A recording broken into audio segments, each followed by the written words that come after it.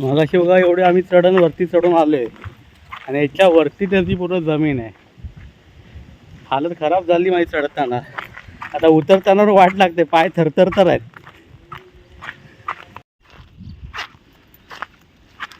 आता वातावरण पुन्हा झालं का पावसासारखं.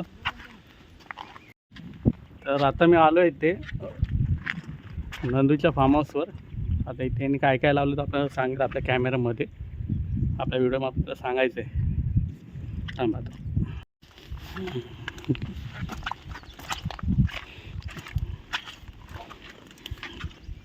नमस्कार, मी नंदकुमार कोलगे. प्रथम तर आपण काही वर्षापूर्वी ही कातळात जागा घेऊन ठेवली होती.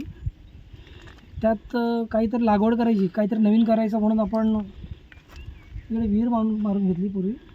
आता तरी ही केबिन तयार करून ठेवलेली पंपासाठी म्हणून. पण इकडे कसं इलेक्ट्रिकचं साधन नसल्याकारणे आपल्याला या सोलर पंपची व्यवस्था करावी लागली. ओके. थोडासा वेळ गेला, पण गव्हर्नमेंटच्या स्कीममध्ये मला ते करता आलं. आणि त्यासोबत मातीसुद्धा आपलं हा कातळ भाग असल्याकडे आपल्याला मातीसुद्धा बाहेरून आणावी लागली. आणि ती बाहेरून आणून आपण यात हे करून ही काजूची आणि आंब्याची झाडाची आपण लागवड केलेली. हे एकूण किती एकर आहे? हे 2 एकरमध्ये आपण केलेली आहे. आणि हे करण्यासाठी माझ्या घरच्यांनीच भरपूर मला सहकार्य केलं आहे. घरच्याने म्हणण्यापेक्षा माझी मुली, माझ्या दोन्ही मुली, माझी मिसेस, माझे काका, माझे मित्र, माझे वडील, माझी बहीण, माझा भाचा, असे सर्वांनी मिळून प्रचंड याच्यात मेहनत घेतलेली आहे. कारण मुंबईत राहून या मुलांना आमच्या ह्या अशा प्रकारची कामं करणं म्हणजे पूर्वी कधी केलेली अशी नाहीतच.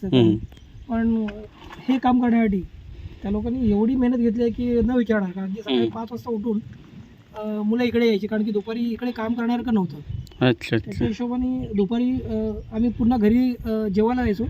जेवून परत येऊन आम्ही इकडे काम केलेलं आहे. अच्छा. मग आता याचं पुढचं प्लॅनिंग आम्ही असं करून ठेवलं आहे की हे सौर पंप बसवला आहे. याचा पाईप आम्हाला त्या तिथपर्यंत मिळाला आहे. पुढच्या काही दिवसांनी हे आम्हाला डेव्हलप असं करायचं आहे की हा पाईप पुढे वाढवून ती पुढे जी कॅबिन दिसते त्या कॅबिनच्या आतमध्ये आम्हाला कॅबिनच्या वरती तिकडे पाण्याची टाकी लावायची. त्या टाकीतून पाणी मग ह्या सर्व झाडांना आपल्याला डिवाईड करायचं. तर या बाजूला असं हे प्लॅनिंग केलेलं आहे की या बाजूला 1 2 3 4 5 6 अशा 6 लाईनी काजूच्या आपण केलेल्या आहेत. आणि त्या बाजूला आंब्याची झाडं केली, त्यात की हापूस आणि केशर आंबे असे दोन्ही प्रकारचे आंबे दोन्ही मिक्स केलेत. टोटल किती झाडं लावलेत आता? याच्यामध्ये आता जवळपास टोटल बघायला गेलं तर 120 काजूची झाडं आहेत आणि जवळपास 60 आंब्याची झाडं आहेत. त्याच्यात केशर आंबा आणि हापूस आंबा असं दोन्ही मिक्सिंग आहे. आणि काजूमध्ये काय येते? काय काजूमध्ये पण 2 प्रकार आहेत. वेंगुर्ला 6 आणि वेंगुर्ला 7 अशा 2 प्रकारच्या जाती आहेत. आता हे किती याचे किती म्हणायचे आहेत ते? एकूण 120 काजू आहेत ते. म्हणजे जवळपास 60 वेंगुर्ला 6 आणि 60 वेंगुर्ला 7 अशा प्रकारच्या 2 प्रकारचे काजू आहेत. आता मी खालून येताना बघितलं एवढ्या वरती चढावर आहे. मला चढतानाच खूप मला दम लागायला लागला. पण आता वरती आलो तर एवढं असं मोठं मालरान आहे इकडे. आणि मला वाटलं ना की इथे असं एवढी काही झाडं लावता येतील वगैरे. पठार आहे आणि पूर्ण कातळ भाग आहे. याच्यात कसं आहे, आईवडिलांची इच्छा आणि आपली मनापासूनची इच्छा याच्यात खूप महत्त्वाची ठरते. आपल्याला इच्छा असेल तर सर्व काही पॉसिबल आहे. नाहीतर या कातळात येऊन या सगळ्या गोष्टी करणं म्हणजे तसं बघायला गेलं तर साधी सोपी गोष्ट नाही आहे. पण एक जिद्द होती, काहीतरी करून बघूया आपण. आता पुढील 2 वर्षात 3 वर्षात याचा ग्रोथ किती होतं, काय होतं त्याच्यावर बाकी पुढचं डेव्हलपमेंट आपण त्याच्यावर डिपेंड ठेवणार आहे.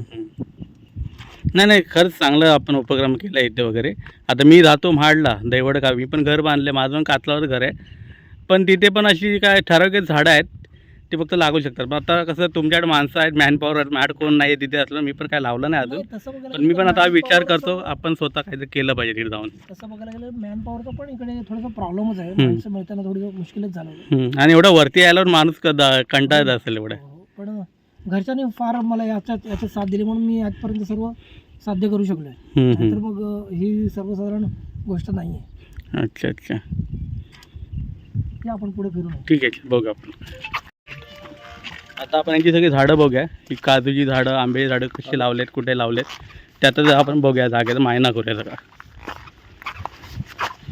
मित्रांनो पॉसिबल असेल ना, तुमची जिद्द असेल मनात, तर तुम्ही काही करू शकता. कुठेही तुम्ही काही झाडं लावू शकता, काही उगवू शकता वगैरे. एवढ्या बोलतो ना, कातलाच्या जागेवर यांनी झाडं लावलेत 120 झाडं, आणि त्याचं नक्कीच फळ भेटणार आहे आपल्याला. जर मेहनत केली तर भेटतं फळ वगैरे. मला खूप आवडलं इकडे हा उपक्रम राबवतोय आपला मित्र.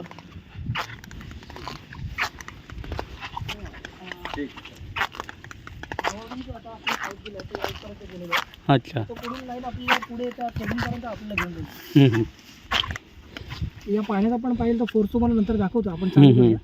आणि मग आता याला पाणी विन कसं देतं दोन्ही टाईम? याला पाणी आता सध्या पावसाळा सुरू असल्या कारण आता आपलं पाणी गरज लागत नाही. तरी पण काय होतं, काही वेळा अशी वेळ येते की 8-8 दिवस 10 दिवस 15-15 दिवस पाऊस पडत नाही. तेव्हा माझे वडील इकडे असतात आणि वडील सगळं त्या गोष्टी सगळ्या मॅनेज करतात. कारण की मला इकडे येऊन प्रत्येक वेळी ह्या सगळ्या गोष्टी ते मुंबईवरून पुन्हा इकडे यायचं वगैरे, आपला पण रोजगार आपला बघावा लागतो. त्या हिशोबाने वडील खूप मेहनत घेतात याच्यामध्ये. आणि वडिलांच्या स्वतःच्या इकडे 3-3, 4-4 फेऱ्या होतात. म्हणजे आठवड्यातून 3-4 फेऱ्या तरी होतात. नाही बघितलं ना, बाबांना बघितलं मी. आता ह्या वयात पण एवढं वरती येतात. आता आपण एवढं तरुण असून आम्ही वरती चढत आमची झाली दम लागायला लागला. ते कशी येत असेल दिवसानं 4 फेऱ्या मारायच्या, ते पण पाणी मारायला. आता त्यांचं वय आहे 74. अच्छा. 74 वय त्यांचं रनिंग आहे. त्यांनी अजूनही त्यांचा फिटनेस राखून या सगळ्या गोष्टी ते करतायत. आणि हे खरोखर आमच्यासाठी नशिबाची गोष्ट. आणि मित्रांनो तुम्हाला एक सांगतो, आपल्या चॅनलच्या मार्फत आपला मित्र आहे नंदू, इथं आता 6 का 7 महिन्यापूर्वी ना बायपास सर्जरी झालेली आहे. एवढं असून पण तो हार्ट सर्जरी असून पण एवढं वरती चढून येतो आणि एवढी मेहनत घेतो बघा. काय प्रयत्न केल्याशिवाय काही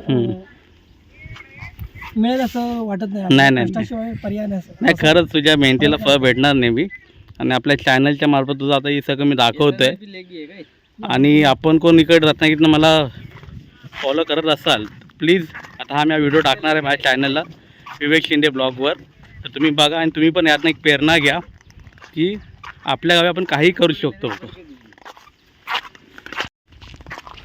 आणि खड्डे पण बघा मस्त एकदम परफेक्टली मारले, असे असे चौतारे बनवलेत त्यांनी. म्हणजे आत्तापासून पूर्ण प्लॅनिंग केलं आहे त्यांनी.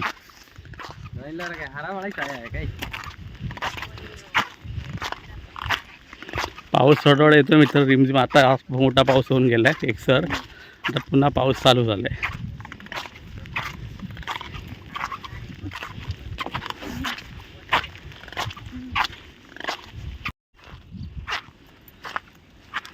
आता वातावरण पुन्हा झालं का पावसासारखं. आता नंदू आपल्याला तिकडची विहिरीचा पंप टाकला आहे, त्याचा पाण्याचा फोर्स दाखवणार आहे की पाणी कसं येतं. आणि त्यांनी सोलारवरच इकडे कॅमेरे पण लावलेले आहेत. तर इथं कोण आलं चुकून माकून त्याला नोटिफिकेशन जातं की त्याच्या आवारात कोणतरी शिरलेलं आहे. म्हणजे आता बोलतात ना, टेक्नॉलॉजी खूप ॲडव्हान्स झालेली आहे. आपण मुंबईमध्ये बसून आपल्या फार्म हाऊसमध्ये काय चाललं, कोण आलं ते बघू शकतो आणि आपल्याला माहिती पण पडू शकतं. ते पण तुम्ही दाखवतो, सोलार कॅमेरा बसवले आहेत ते. तर पाणी चालू केलं आहे तिकडनं, आता बघूया.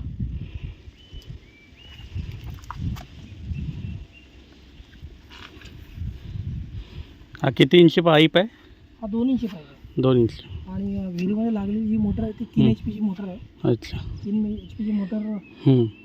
2 इंची पाईपातून किती फोर्स येतो आता आपल्याला बघायला मिळेल. आपण याला हे असं नाही करू, ह्याच पाईपाला पुढे दुसरी पाईपलाईन जोडून अशा सोडू शकतो प्रत्येकाला आपण, इंटर कनेक्शन देऊन सगळे. त्याच्यासाठी काय करायचं आहे, याला पाईप जोडून आपण तिकडे घेऊन जाणार, तिकडे पाण्याची टाकी बसवणार. त्या टाकीतून पाणी सगळ्या झाडांना डिवाइड करायचं. ते उलट बरं पडलं आपल्याला. त्याला ठिबक सिंचन. ठिबक सिंचन बोलतात. आणि ठिबक सिंचनाद्वारे आपण सगळं झाडांना पाणी पोहोचवणार. पंप जर चालू केल्यानंतर इकडे पाणी येईपर्यंत थोडासा वेळ लागतो.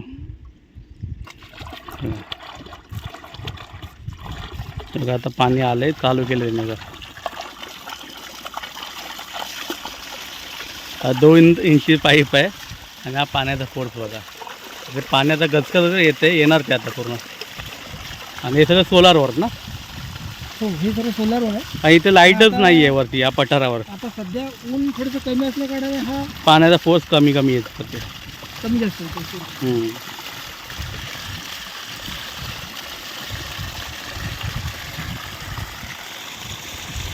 ठीक आहे, करू पण. तर मित्रांनो हे आहे बघा सोलार सिस्टम. अशा शीट्स असतात आणि आपल्या सूर्याची किरण याच्यावर पडून म्हणजे सगळे ॲक्टिव्ह होतात बघा. आणि तुम्हाला कॅमेरा दाखवतो सोलारचा.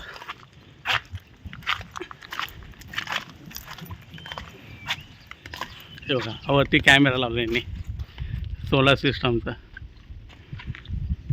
आता आपल्या एरियात तिथं कोण आलं तर तो ॲक्टिव्ह होतो आणि आपलं नोटिफिकेशन येतं मोबाईलवर, इथे कोणतरी आपल्या फार्म हाऊसमध्ये आलं आहे. आणि ही विहीर पण दाखवतो तुम्हाला. आत्ता सध्याचं या विहिरीला पाणी हे 50 फूट आहे. बघा 50 फुटावर लागले. 50 फूट खोल आहे बघा. तर थोडं पाणी कमी झालं आहे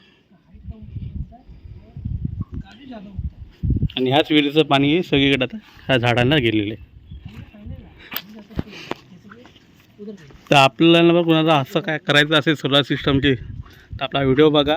व्हिडिओत मी तुम्हाला माहिती पण दिलेली आहेत. आपल्या मित्राने खूप चांगली माहिती मला सांगितली आहे की कुठे काही आपण उगवू शकतो आणि पठार जागावर झाडं कशी लावायची आणि कसं पाण्याची योजना वरती आणायची शासनामार्फे वगैरे ते सगळं आपण यामध्ये मला व्हिडिओमध्ये आमच्या बघा भेटणार आहे. तर आपल्या व्हिडिओला लाईक शेअर आणि कमेंट नक्की करा. आता जर सबस्क्राईबर केला नसेल तर प्लीज जावा यूट्यूबला विवेक शिंदे ब्लॉग. ते जायचं, सबस्क्राईब करायचं, बेल आयकॉन बटन आहे ते दाबायचं म्हणजे बाकीच्या व्हिडिओच्या तुम्हाला नोटिफिकेशन येणार. तर आता आमचा पुढचा प्लॅन आहे. इथून जवळच आपलं आरेवारे बीच पण आहे आणि गणपतीपुळे पण आहे. ते जातात आमचं 2 स्पॉट करायचा विचार आहे आणि तुम्हाला नंतर मग रत्नागिरीला सोडणार आहे माझ्या मामाच्या घरी. तर चला आजचा व्हिडिओ आपण इथे संपूया. Tata bye bye, take care. मगाशी बघा एवढे आम्ही वरती चढून आलो आहे आणि याच्यावरती त्याची पूर्ण जमीन आहे. हालत खराब झाली माझी चढताना. आता उतरताना वाट लागते, पाय थरथर आहेत.